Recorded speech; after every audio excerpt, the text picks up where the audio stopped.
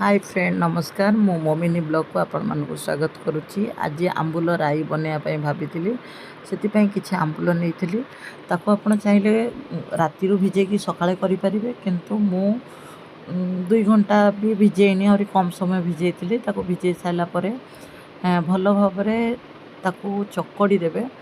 चकड़ी दबा द्वारा कौन हुए ना ता दिहरे जो नरम होता है बहुत सॉफ्ट हो जाता है। चकड़ी देले भल भाव चकड़ी देवे। चकड़ी देले आंबुल बने आंबुल राई बनवाई बेसी किसी दरकार पड़ेनी। बस किसी फ्रेश दही टिके फ्रेश दही आउ माने सोरिष पेस्ट दरकार जेहेतु कार्तिक मास किसी तादरे पड़ोनी से पेस्ट सोरिष पेस्ट रे कंचा लंका आउ सोरिष मसला दिखाई भल भाव बटा जाइए। किछि कोरा नड़िया को भल भाव आपड़ ये पकेबे। देखंतु मोर पेस्टा क्रीमी एथिपाई देखा मु धला सोरिष कर चाहिए कला सोरिष आड करें से कर सारापर भल भाव एमती गोलई देवे।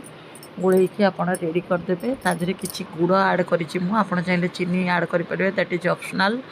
आपण आड करें ना जागिरी पाउडर भी आड करें सेटा आपण चॉइस। भल भाव आड कर सारापर आपण किसी समय रखिए।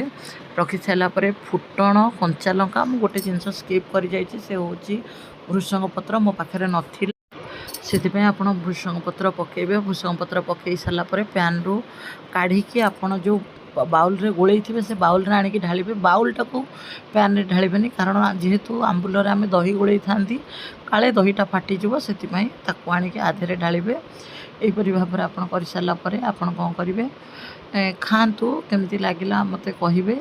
खाइला पर आपन को लिखे देखंतु केते क्रीमी ट्रेंडी देखा जाउची ट्रेंडी देखाउची एपाई कि जेहेतु दहीटा पड़ी से पूरा क्रीमी टाइप रो करिछि। खाया को भी बहुत टेस्ट और लुक वाइज बहुत भल लगुच। आपड़ खातु जदि आपको भल लगे मत लाइक और कमेंट मध्यम कहे। आज प्लेट थिला बहुत सिंपल कहीं आज मंगलवार एमती तो कार्तिक मास चली मुझे जमा भी नॉनवेज खाएनी मु प्रति मंगलवार करे से प्लेट रे आज थिला अरुआ भात डालमा हाँ डालमा थिला मुग डाली रे मिक्स भजा कैरट कोबी पनीर पड़ी होता आंबुल राई कदली भजा। बस आज प्लेट एतिके सिंपल। आपको जदि मो वीडियो भल लगी लाइक करेंगे शेयर करेंगे सब्सक्राइब करेंगे। रही नमस्कार।